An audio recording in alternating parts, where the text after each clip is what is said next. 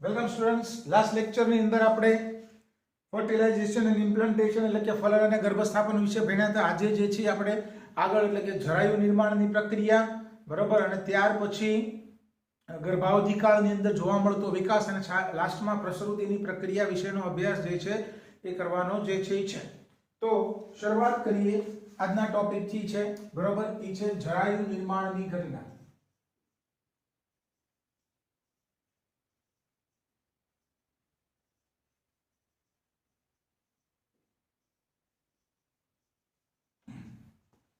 કેવી રીતે જરાયુનું નિર્માણ જે છે થશે? તો આપણે કાલ વાત કરી એમ કે ભાઈ ગર્ભકોષ કોથળીના જે સૌથી બહાર આવેલા કોષો જે છે જેને આપણે બોલતા હતા ગર્ભપોષક સ્તરના કોષો, અને આ ગર્ભપોષક સ્તરના કોષો જે છે ઉત્સેચકનો સ્ત્રાવ કરશે, ગર્ભાશયની દીવાલમાં થોડી જગ્યા કરે અને એ જગ્યાની અંદર પછી ગર્ભકોષ કોથળીનું સ્થાપન થાય અને ગર્ભાશયની દીવાલ એ ગર્ભકોષ કોથળીને પોતાની અંદર જે છે ઘેરી લેશે, જેને આપણે બોલશું ગર્ભસ્થાપન.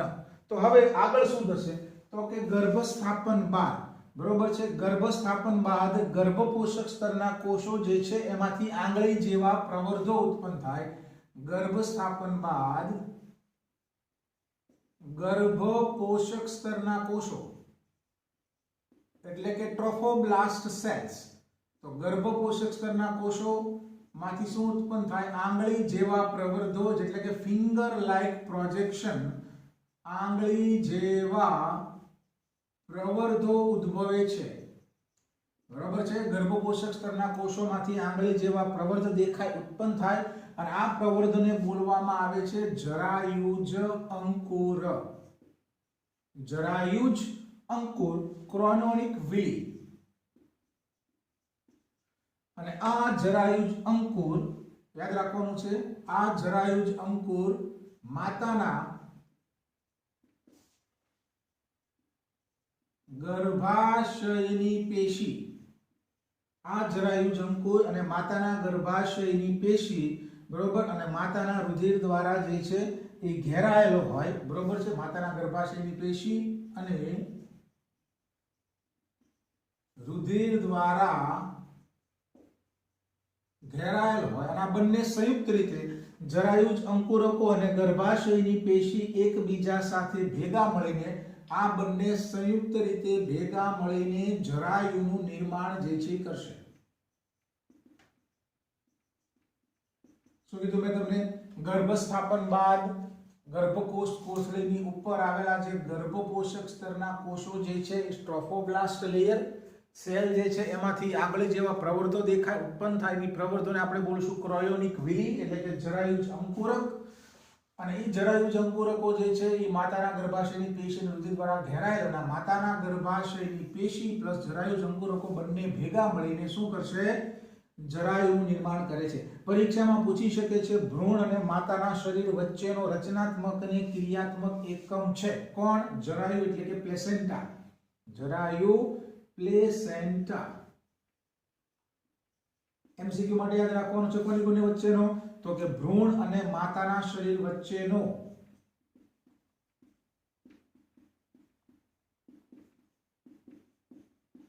ભ્રૂણ અને માતાના શરીર વચ્ચેનો રચનાત્મક અને ક્રિયાત્મક એકમ છે કોણ? જરાયુ. રચનાત્મક અને ક્રિયાત્મક એકમ છે. માતાના અને ભ્રૂણના શરીર વચ્ચેનો રચનાત્મક અને ક્રિયાત્મક એકમ શું છે? જરાયુ. જરાયુનું કાર્ય શું છે? તો કે જરાયુ જે છે એ માતાના ગર્ભાશયની પેશીને વિકસતા ભ્રૂણ સાથે જોડે છે, બંનેને જોડે છે, બરોબર. તો ભ્રૂણને યાદ રાખજો કાર્ય છે જરાયુનું કાર્ય ભ્રૂણને ઓક્સિજન અને પોષક તત્વો પૂરા પાડવાનું.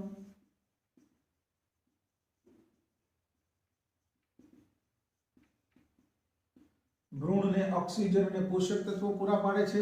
ત્યાર પછી ભ્રૂણ દ્વારા ઉત્પાદિત થતા કાર્બન ડાયોક્સાઇડ અને નકામા ઘટકોને દૂર કરવાનું કામ.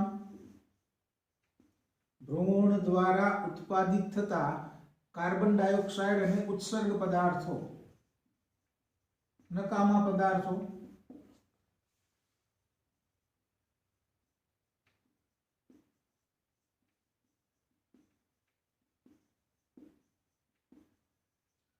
કાર્ય જે છે એ જરાયું છે. નેક્સ્ટ એમસીક્યુ, જરાયુ જે છે એ ગર્ભનાળ દ્વારા ભ્રૂણ સાથે સંકળાયેલ હોય છે, બરોબર છે? આ પ્રમાણે થશે.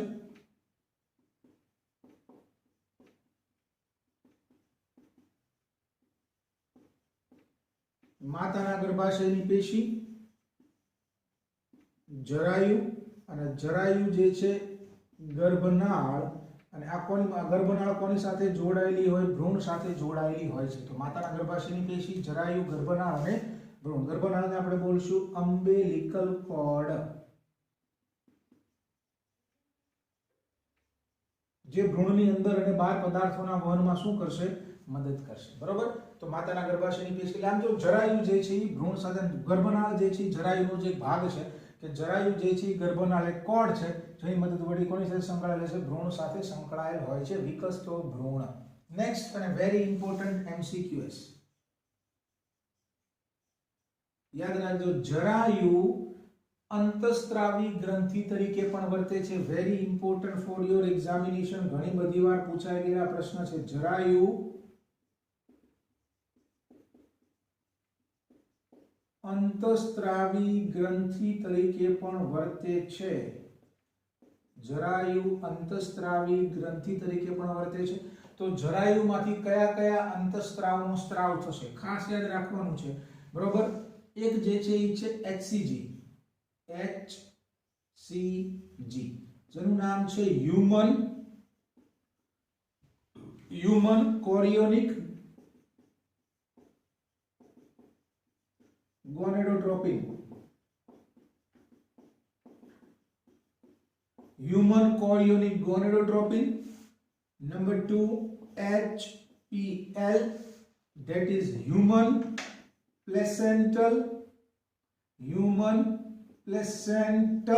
lactogen. Human placental lactogen.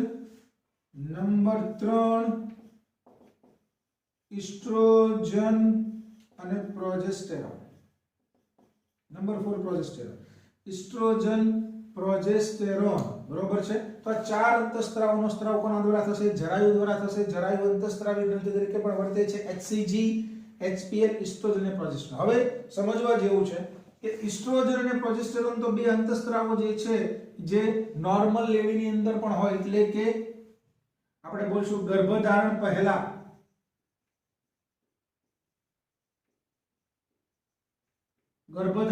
મતલબ અનપ્રેગ્નન્ટ લેડી હોય, નોર્મલ લેડીની અંદર પણ આ બંને અંતસ્ત્રાવો તો જોવા મળે જ છે. ગર્ભધારણ પહેલા પણ જોવા મળે આ બંને અંતસ્ત્રાવો.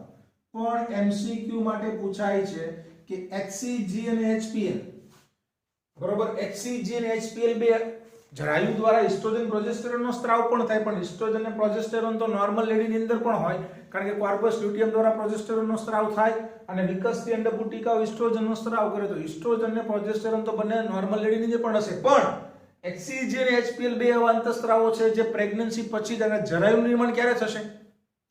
જરાયુ ક્યારે બનશે? તો કે જરાયુ જે છે એ ફલન થાય પછી બને, લેડી પ્રેગ્નન્ટ થાય પછી જરાયુનું નિર્માણ જે છે એ થશે. તો HCG અને HPL બે એવા અંતસ્ત્રાવો છે. HCG અને HPL બે એવા અંતસ્ત્રાવો જે છે જે માત્ર ને માત્ર પ્રેગ્નન્સી એટલે કે ગર્ભાવસ્થા દરમિયાન જ ઉત્પન્ન થાય છે. તો very important for your NEET examination, HCG, HPL, HCG અને HPL, અને સાથોસાથ તમને ત્રીજો અંતસ્ત્રાવ કહું છું, એ છે રિલેક્સિન. આ ત્રણ અંતસ્ત્રાવો એવા છે. હવે યાદ રાખજો, HCG અને HPL નો સ્ત્રાવ જે છે એ જરાયુ દ્વારા થાય. સમજવા જેવી બાબત તમને કહી રહ્યો છું. HCG, HPL અને રિલેક્સિન આ ત્રણ હોર્મોન્સ એવા છે કે જે માત્ર ને માત્ર ગર્ભાવસ્થા દરમિયાન એટલે કે પ્રેગ્નન્સી હોય તો જ જોવા મળે. નકર સામાન્ય લેડીની અંદર, અનપ્રેગ્નન્ટ લેડી કે નોર્મલ લેડીની અંદર જે છે ત્રણમાંથી એક અંતસ્ત્રાવ ઉત્પન્ન થતો નથી. જ્યારે લેડી પ્રેગ્નન્ટ થશે, ગર્ભધારણ થશે, ત્યારે જ HCG, HPL અને રિલેક્સિનની અંદર જોવા મળશે, બરોબર? HCG અને HPL નો સ્ત્રાવ જરાયુ દ્વારા થાય. રિલેક્સિન નો સ્ત્રાવ કોના દ્વારા થાય? Very important MCQ for your NEET examination. યાદ રાખજો, રિલેક્સિન નો સ્ત્રાવ, તો રિલેક્સિન નો સ્ત્રાવ કોર્પસ લ્યુટિયમ દ્વારા થાય. Very important. રિલેક્સિનનો સ્ત્રાવ કોર્પસ લ્યુટિયમ દ્વારા ગર્ભધારણના અંતિમ સમય, અથવા તો હું તમને કહું અંતિમ સમય મતલબ જ્યારે ડિલિવરીની પ્રક્રિયા થતી હોય પ્રસૂતિ દરમિયાન થાય. અને નોર્મલ મતલબ ધારો કે 1 થી 9 મહિના સુધીનો ગર્ભાવધિ કાળ હોય, બરોબર છે, તો HCG HPL જે છે એ પહેલા મહિનાથી બીજા મહિને જ જોવા મળે. પણ રિલેક્સિન એવો અંતસ્ત્રાવ છે જેનો સ્ત્રાવ તો યાદ રાખવાનું છે, રિલેક્સિનનો સ્ત્રાવ કોર્પસ લ્યુટિયમ દ્વારા થાય.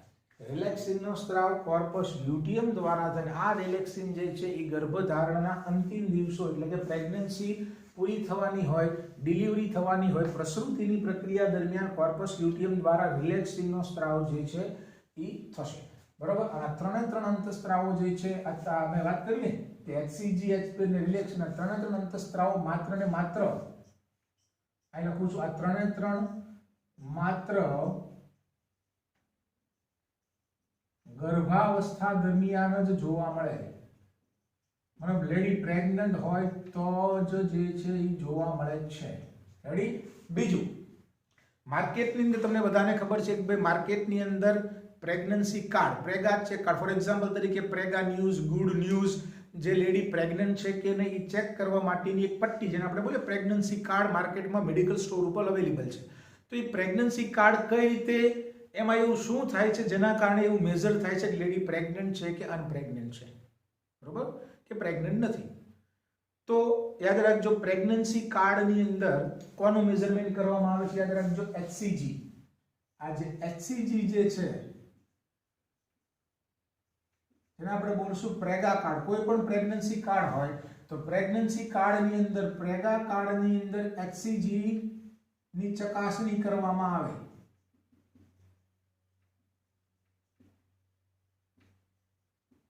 પ્રેગા કાર્ડની અંદર કોની ચકાસણી કરવામાં આવે છે, HCG, બરોબર. HCG હ્યુમન કોરિયોનિક ગોનેડોટ્રોપિનની ચકાસણી જે છે કરવામાં આવે છે પ્રેગ્નન્સી ચેક કાર્ડની અંદર.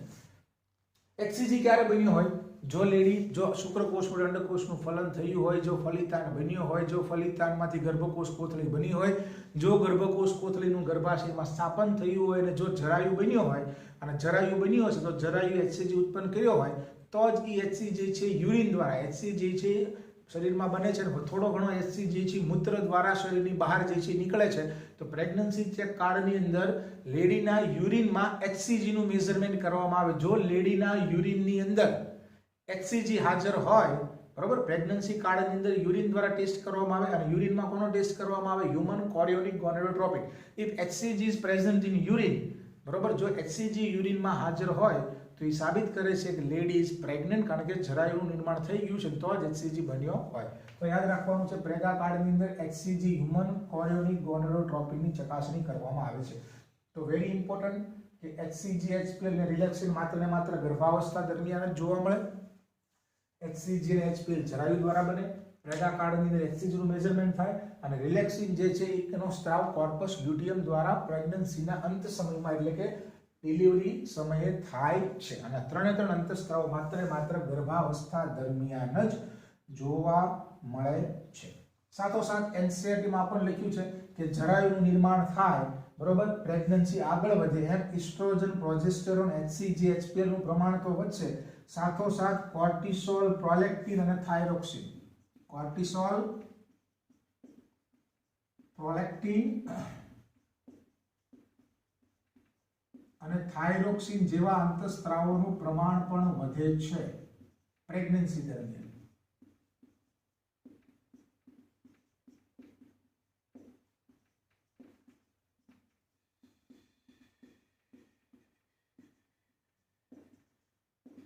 આટલી વસ્તુ તમારે જે છે એ યાદ રાખવાની છે, બરોબર. અને જે કાંઈ અંતસ્ત્રાવો ઉત્પન્ન થશે એ અંતસ્ત્રાવો જે છે ગર્ભની વૃદ્ધિના આધાર માટે તેમજ માતાની અંદર ચયાપચય ફેરફારો તથા ગર્ભની જે કાંઈ અંતસ્ત્રાવ ઉત્પન્ન થાય છે ભ્રૂણના હિત માટે હોય છે. ભ્રૂણની અંદર વૃદ્ધિ થાય, ભ્રૂણની જાળવણી થાય, ચયાપચય પ્રક્રિયા બરોબર થાય એની માટે અંતસ્ત્રાવ ઉત્પન્ન થાય છે, બરોબર. ત્યાર પછી નેક્સ્ટ આપણો ટોપિક જે છે એ છે ગર્ભધારણ અને ગર્ભ વિકાસ વિશે થોડીક માહિતી.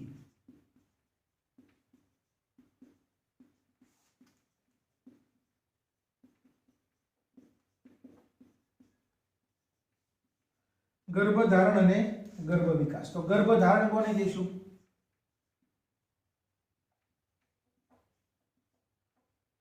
ગર્ભધારણ અથવા તો આપણે બોલશું ગર્ભાવધિ કાળ. તો કે માદા પ્રજનન તંત્રમાં શિશુના વિકાસના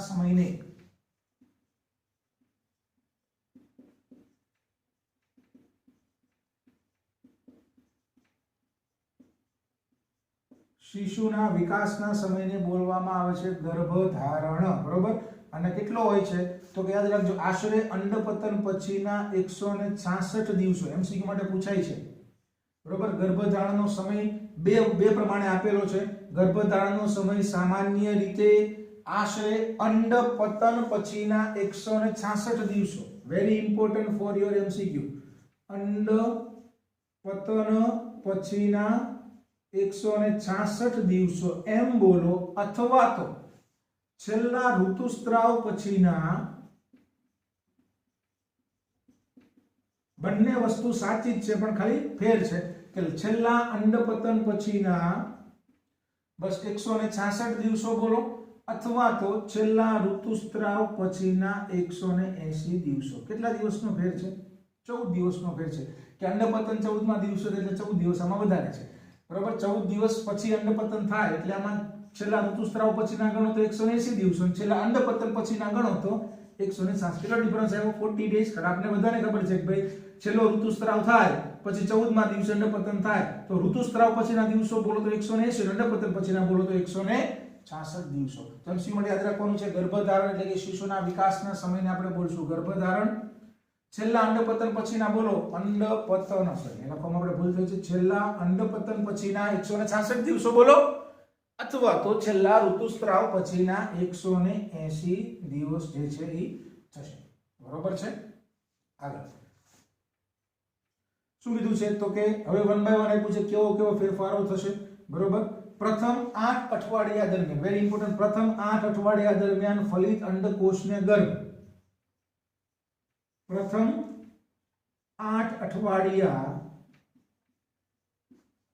દરમિયાન, ફર્સ્ટ જે 8 વીક છે, પ્રથમ 8 અઠવાડિયા દરમિયાન ફલિત અંડકોષને ગર્ભ તરીકે ઓળખવામાં આવે.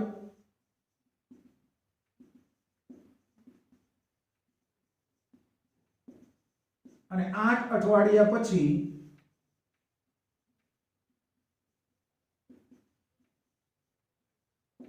એને શું બોલવામાં આવે છે? ભ્રૂણ તરીકે સંબોધાય. તો પ્રથમ 8 અઠવાડિયા સુધી ફલિત અંડકોષને શું બોલશું આપણે? ગર્ભ. અને 8 અઠવાડિયા પછી એને આપણે બોલશું ભ્રૂણ. બરોબર છે. આગળ હવે આપણે બધાને ખબર છે કે મનુષ્ય ટ્રિપ્લોબ્લાસ્ટિક એટલે કે ત્રિગર્ભસ્તરીય પ્રાણી છે. તો ત્રણે ત્રણ ગર્ભસ્તરનો વિકાસ કેવી રીતે થશે? બરોબર. તો ગર્ભસ્થાપન બાદ, ગર્ભકોષ કોથળીનું સ્થાપન થાય ત્યારબાદ, ગર્ભસ્થાપન બાદ આવું હતું. આ કયા કોષો હતા? ગર્ભપોષક સ્તરના કોષો. ગર્ભકોષ કોથળીની આકૃતિ દોરું છું. અને અહીંયા જે કોષો હતા એને આપણે બોલતા હતા ઇનર સેલ માસ, અંતઃકોષ સમૂહ. આ કયા કોષો છે? ટ્રોફોબ્લાસ્ટ. ટ્રોફોબ્લાસ્ટ સેલ્સ. અને આ જે હતા એ કયા હતા? ઇનર સેલ માસ. અગાઉ જો કે મેં તમને વાત કરી દીધી છે, ગુજરાતીમાં આપણે એને બોલીશું અંતઃકોષ સમૂહ. તો ગર્ભસ્થાપન બાદ આ જે ઇનર સેલ માસ જે છે, અંતઃસ્તરના કોષો જે છે, અંતઃકોષ સમૂહ જે છે એ એમાંથી પહેલા શું બને? એમાં વિભાજન થાય. એમાંથી પહેલા બાહ્ય ગર્ભસ્તર એટલે કે ઇક્ટોડર્મ. નંબર આપતો જો, પહેલા બાહ્ય ગર્ભસ્તરનો વિકાસ થાય. આમાં વિભાજન થઈને પહેલા બાહ્ય ગર્ભસ્તર બને. મનુષ્ય 3 ગર્ભસ્તર આપણે બનાવવાના, કારણ કે મનુષ્ય ટ્રિપ્લોબ્લાસ્ટિક છે, ત્રિગર્ભસ્તરીય છે. તો ઇનર સેલ્સ માસમાંથી પહેલા બાહ્ય ગર્ભસ્તર એટલે કે એક્ટોડર્મનું જે છે નિર્માણ થશે. ત્યાર પછી નંબર 2, ત્યાર પછી અંતઃગર્ભસ્તરનું નિર્માણ થાય એ જ કોષોમાંથી. અંતઃગર્ભસ્તર એટલે આપણે એને બોલશું ઇન્ડોડર્મ. અને આ બંને ગર્ભસ્તર બની જાય પછી આ બંને ગર્ભસ્તરની વચ્ચે એટલે કે બાહ્ય ગર્ભસ્તર ને અંત્ય ગર્ભસ્તરની વચ્ચે મધ્ય ગર્ભસ્તરનું નિર્માણ થાય જેને આપણે બોલતા હતા મેસોડર્મ. તો ત્રણે ત્રણ ગર્ભસ્તર બની જશે. બાહ્ય ગર્ભસ્તર, પહેલા બાહ્ય ગર્ભસ્તર બને, શેમાંથી બને? ઇનર સેલ માસમાંથી જ બને. બાહ્ય ગર્ભસ્તર ઇક્ટોડર્મ, ત્યાર પછી અંતઃગર્ભસ્તર ઇન્ડોડર્મ, અને ત્યાર પછી આ બંને લખમ યાદ રાખજો, પહેલા બાહ્ય ગર્ભસ્તર બને, પછી અંતઃગર્ભસ્તર બને, પછી બાહ્ય અંતઃગર્ભસ્તરની વચ્ચે મધ્ય ગર્ભસ્તર એટલે કે મેસોડર્મલનું નિર્માણ જે છે થશે. અને આપને ખબર છે કે આ ત્રણે ત્રણ ગર્ભસ્તરમાંથી શું બનશે? મનુષ્યની એટલે શિશુના શરીરની બધી જ પેશી અને અંગોનું નિર્માણ થાય. તો એક વાત સમજજો કે આ ત્રણે ત્રણ ગર્ભસ્તરમાંથી આપણું શરીર બને, અને ત્રણે ત્રણ ગર્ભસ્તર શેમાંથી બને? ઇનર સેલ માસ અંતઃકોષ સમૂહમાંથી બને. એટલા જ માટે આપણે શું વાત કરી હતી કે અંતઃકોષ સમૂહમાંથી કેટલાક કોષોને કેવા તરીકે પસંદ કરવામાં આવે? મેં તમને કહી દીધેલું છે સ્ટેમ સેલ્સ. જ્યારે બાળકનો વિકાસ થતો હોય ત્યારે શરૂઆતના સ્ટેજમાં જે ઇનર સેલ માસના કોષો જે છે એમાંથી અમુક કોષોને લઈ લેવામાં આવે અને એને રાખી મૂકવામાં આવે, જેને આપણે બોલશું સ્ટેમ સેલ્સ. અને આગળ આ સ્ટેમ સેલમાંથી, કારણ કે સ્ટેમ સેલમાંથી જ ત્રણે બને છે, આ ત્રણે ત્રણમાંથી જ આપણું શરીર બને છે, તો આમાંથી સ્ટેમ સેલની પસંદગી કરવામાં આવે છે. એમસીક્યુ માટે યાદ રાખવાનું છે સ્ટેમ સેલ ક્યાંથી પસંદ કરવામાં આવે? ઇટ ઇઝ ઇનર સેલ માસ અંતઃકોષ સમૂહ. બરોબર છે. હવે આપણે એનસીઈઆરટી બુકની અંદર થોડી ગર્ભધારણના વિકાસની જે છે ડિટેલ આપેલી છે, અને જેમાંથી એમસીક્યુ ગઈ વખતની નીટમાં પૂછાઈ ગયેલા છે. બરોબર છે. એમસીક્યુ માટે યાદ રાખવાનું છે કે ભાઈ કયા કયા સમય, જેટલું એનસીઈઆરટીમાં છે આ ટોપિકમાં જેટલું તમારે યાદ રાખવાનું છે કે એક મહિનામાં શું થશે, બીજા મહિને શું થશે, ત્રીજા ચોથા પાંચમા તમને કન્ટિન્યુઅસ આપેલું છે. તો મનુષ્યમાં એક મહિનાની અંદર ગર્ભાવસ્થા બાદ ભ્રૂણનું હૃદય, બરોબર, તો એક મહિના બાદ શું બને? હાર્ટ. એટલે સૌપ્રથમ હાર્ટ જે છે બનશે, અને સ્ટેથોસ્કોપની મદદથી, બરોબર છે, ધબકારા પણ સાંભળી શકાય.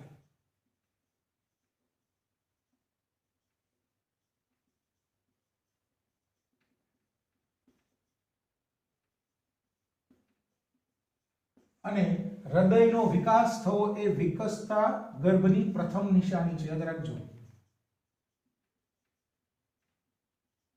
પ્રથમ શું બને? હાર્ટ. અને જ્યારે કોઈ લેડી પ્રેગ્નન્ટ હોય અને તમે ડોક્ટર જે છે સૌપ્રથમ માતાને એના બાળકના એક મહિનો પૂરો થાય એટલે એક મહિના બાદ હૃદય બની ગયું હોય અને હૃદય ધબકતું પણ હોય અને ધબકારા પણ સાંભળી શકાય એવા હોય, તો સૌપ્રથમ ડોક્ટર જે છે માતાને તેના બાળકના ધબકારા સંભળાવે છે. બરોબર છે. સૌપ્રથમ માતાને છે ડોક્ટર એના બાળકના શું સંભળાવે છે? ધબકારા. સમજો કે હાર્ટબીટ જે છે નોર્મલ છે, કે તમારા ગર્ભની અંદર એનું બાળક જે છે એક્ટિવ થઈ ગયું છે, પ્રોપર એનો વિકાસ થાય છે. બરોબર. તો એક મહિના બાદ ભ્રૂણનું હૃદય બનશે અને સ્ટેથોસ્કોપની મદદથી એના ધબકારા તમે ઇઝીલી સાંભળી શકો છો. અને હૃદયનું નિર્માણ થવું એ વિકસતા ગર્ભની સારી નિશાની છે, પ્રથમ નિશાની જે છે એ થશે. બરોબર. Next, second month.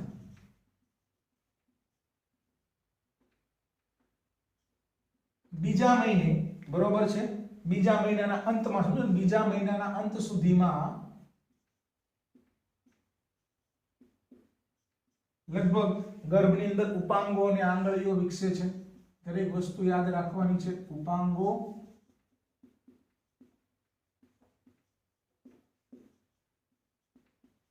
અને આંગળીઓ વિકસે છે. સેકન્ડ મંથની વાત કરી. 12 અઠવાડિયાના અંદર, જો 3 મહિને, 3 મહિના એટલે કે લગભગ 12 વીક, 12 વીક.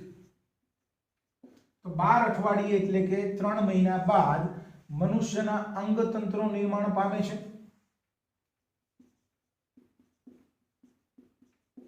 અંગતંત્ર મતલબ શું થશે? તો કે ઉપાંગો સારી રીતે બની ગયા. ઉપાંગો બનતા હોય પણ ઉપાંગોનો સારી રીતે વિકાસ થાય. અને વેરી ઇમ્પોર્ટન્ટ આપણે કહી શકીએ બાહ્ય જનનાંગોનો વિકાસ. મતલબ 3 મહિના સુધી માતાના ગર્ભમાં રહેલી સંતતિ નર છે કે માદા છે એનું પ્રિડિક્શન કરી શકાતું નથી. બરાબર. જેટલા ડોક્ટર્સ કે જે કાંઈ લોકો જે છે એ પ્રિડિક્શન, જો કે ભારતની અંદર ગેરકાયદેસર છે કે ભાઈ સંતતિ નર છે કે માદા છે એનું પ્રિડિક્શન કરવું જે છે એ ખોટું છે, એ ગેરકાયદેસર છે, એ ડોક્ટરો કરી શકતા નથી અને ડોક્ટરો કરતા પણ નથી. પણ જ્યારે કોઈ બાળકની અંદર ખોડખાપણ હોય, એવું કાંઈ હોય, ત્યારે ડોક્ટરને તો ખ્યાલ જ હોય પણ કહી શકતા નથી. પણ આપણે યાદ રાખવાનું છે કે ભાઈ 3 મહિને જે છે બરોબર, એની 3 મહિનાનો ગર્ભ વિકાસ થાય એટલે 3 મહિને અંદર ખબર પડી જાય, 3 મહિના બાદ સોનોગ્રાફી બાદ ખબર પડી શકે છે કે ભાઈ સંતતિ માદા છે કે નર છે. કારણ કે 3 મહિના સુધીમાં બાહ્ય જનનાંગોનો વિકાસ થઈ ચૂક્યો હોય છે બરોબર. તો યાદ રાખવાનું છે. ગઈ વખતની નીટમાં પૂછાઈ ગયેલો પ્રશ્ન 5મા મહિને,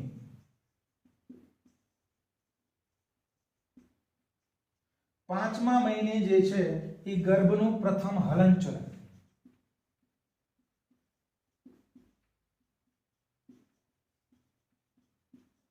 ભ્રૂણનું પ્રથમ હલનચલન, અને યાદ રાખજો માથા ઉપર વાળ, બે વસ્તુ યાદ રાખવાની છે. માથા ઉપર વાળ દેખાશે બરોબર, અને 24 અઠવાડિયા એટલે કે ત્યાર પછીના 3 મહિના એટલે 6 મહિનાની વાત કરીએ, કેટલા અઠવાડિયા કીધા છે? 24 વીક્સ એટલે 6 મંથ્સ. 6 મહિના સુધીમાં શું થશે તો કે શરીર જે છે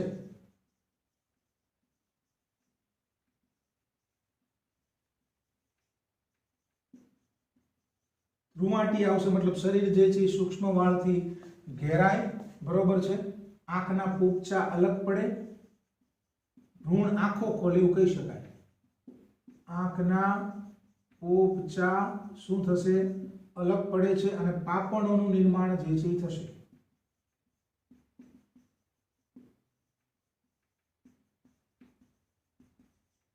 બરોબર. અને at the end of 9 months, 9 મહિના પૂરા થશે એટલે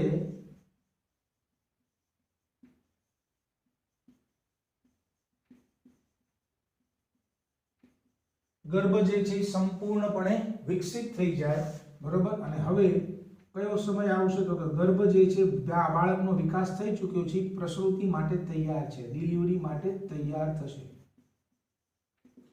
તો દરેક વસ્તુ ઘણીવાર એમસીક્યુમાં પરીક્ષામાં પૂછાતી હોય છે, તો પ્રોપરલી તમારે યાદ રાખવાની છે ભાઈ કેવા કેવા પ્રકારના ફેરફારો જે છે એ થઈ શકે છે.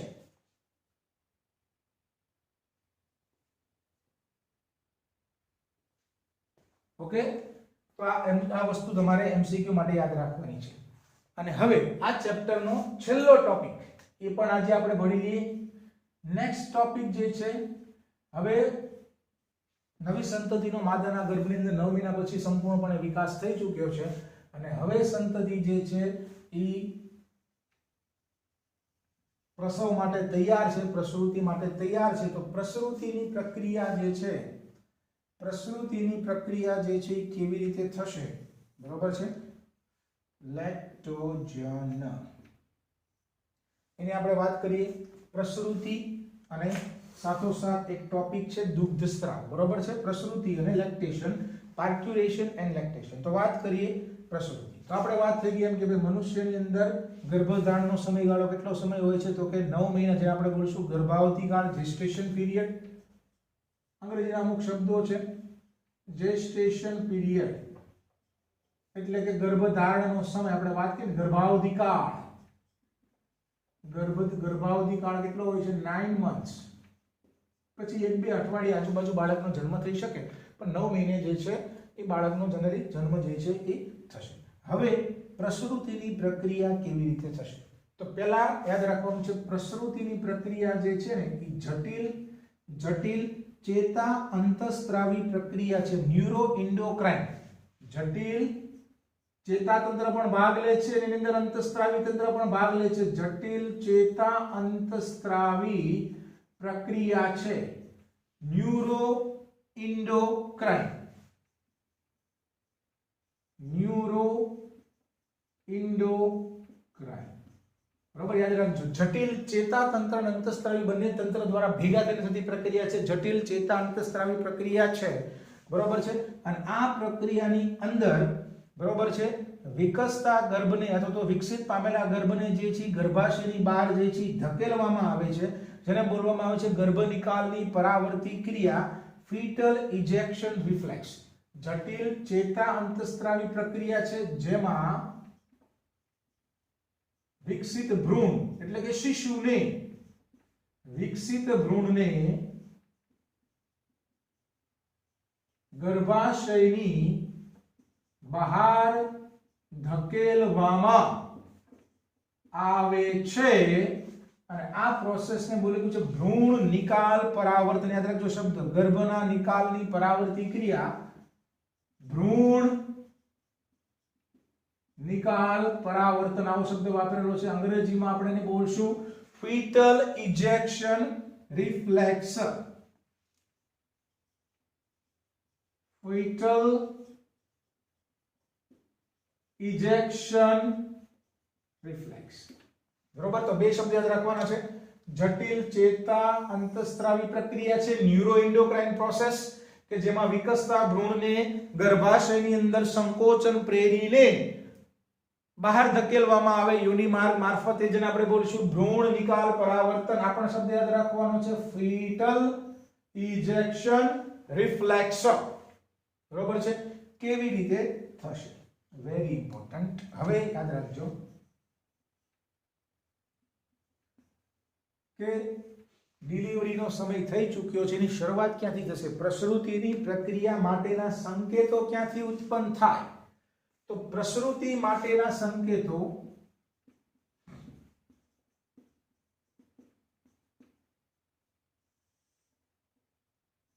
બે જગ્યાએથી ઉત્પન્ન થાય છે.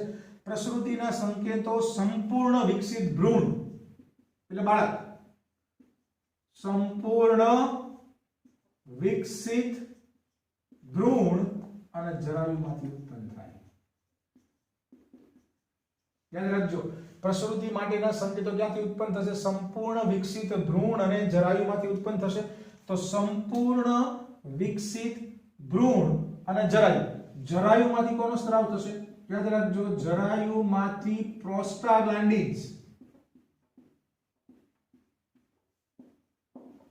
પ્રસૃતિ માટેના શરૂઆતના સંકેતો મતલબ ડિલિવરીની પ્રોસેસ શરૂ કરવાની છે તો એના સંકેતો હ્યુમન બોડીમાંથી કોણ જનરેટ કરે કે this is the time of delivery, baby is mature, હવે ડિલિવરીની જરૂરિયાત છે. ડિલિવરીની પ્રોસેસની શરૂઆત ક્યાંથી થશે? તો પ્રસૂતિ માટેના સંકેતો સંપૂર્ણ વિકસિત ભ્રૂણ બાળક અને માતાના જરાયુમાંથી ઉત્પન્ન થશે. જરાયુમાં શું ઉત્પન્ન થશે? કે જરાયુમાંથી પ્રોસ્ટાગ્લેન્ડિન્સનો સ્ત્રાવ થાય અને સંપૂર્ણ વિકસિત ભ્રૂણમાંથી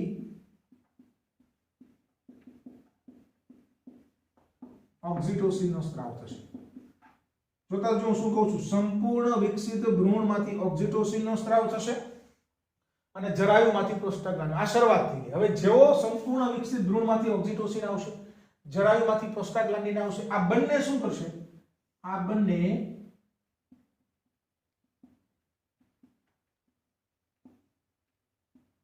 ગર્ભાશયની દિવાલમાં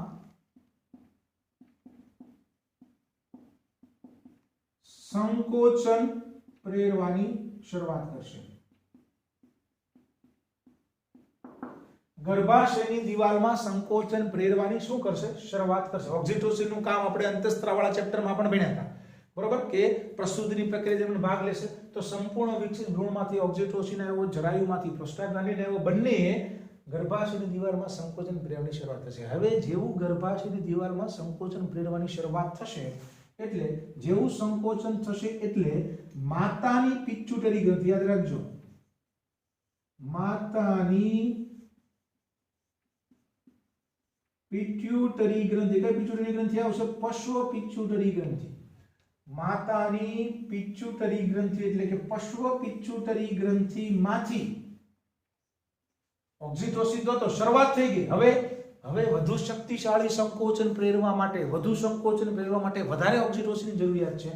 તો આ માત્ર શરૂઆત કરાવશે. શરૂઆત થઈ ગઈ એટલે માતાની પિટ્યુટરી ગ્રંથિમાંથી પણ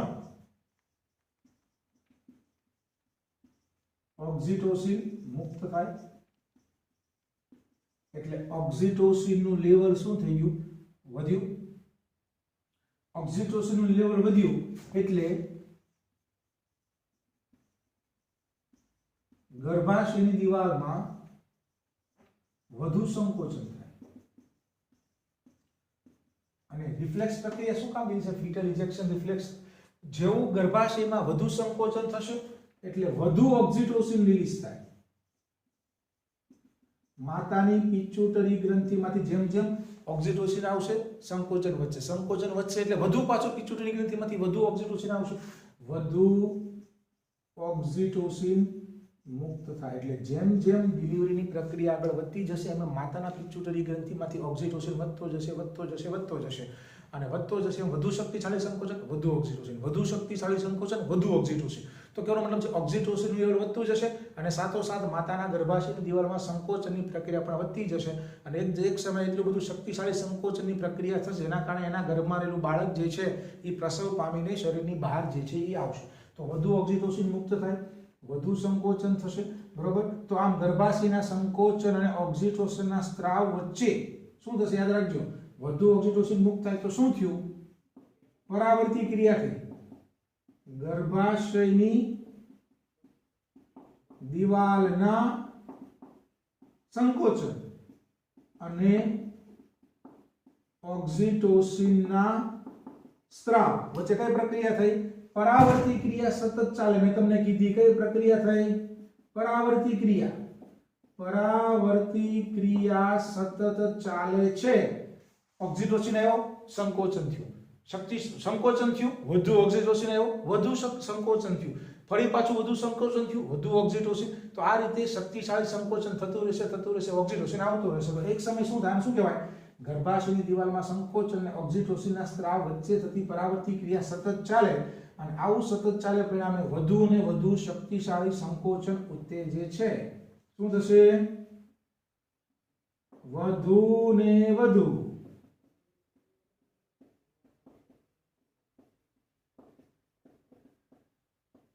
શક્તિશાળી સંકોચન થાય અને આ સંકોચનને લીધે, બરોબર છે, શું થશે?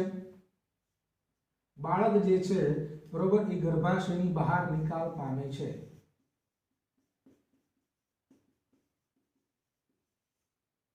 જેને આપણે બોલશું પ્રસૃતિ.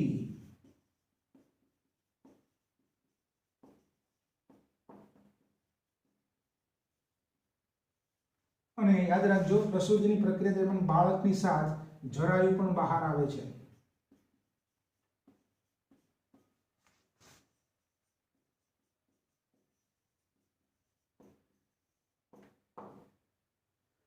બરોબર છે. તો આ થઈ ગઈ પ્રસૂતિની પ્રક્રિયા, સમજો, બરોબર. અને લાસ્ટ ટોપિક જેની વાત આપણે થઈ ચૂકી છે સ્તન ગ્રંથિ વખતે. દુગ્ધ સ્ત્રાવની વાત આપણે કરતા નથી કે દુગ્ધ સ્ત્રાવની પ્રક્રિયા ક્યાં ડિલિવરી પછી થશે અને ડિલિવરી બાદ શરૂઆતના દિવસોમાં જે દૂધ સ્ત્રવે એને આપણે બોલશું કોલોસ્ટ્રમ. શું બોલાય? કોલોસ્ટ્રમ. લેક્ટેશનનો સમયગાળો જેને આપણે બોલશું, બરોબર. માતાની સ્તન ગ્રંથિઓ ગર્ભધારણ દરમિયાન શું પામેલી હોય? વિકાસ પામેલી અને પ્રસૂતિ બાદ દૂધ ઉત્પન્ન થવાની શરૂઆત કરે જેને આપણે બોલશું દુગ્ધ સ્ત્રવણની પ્રક્રિયા. અને શરૂઆતના દિવસોમાં સ્ત્રવતું દૂધ જે પીળાશ પડતા રંગનું હોય એને આપણે બોલશું કોલોસ્ટ્રમ. અને કોલોસ્ટ્રમમાં IgA એન્ટીબોડી હોય છે જે માતામાંથી બાળકને સીધા મળશે, જે બાળક માટે નિષ્ક્રિય ઉપાર્જિત પ્રતિકારકતા જે છે થશે.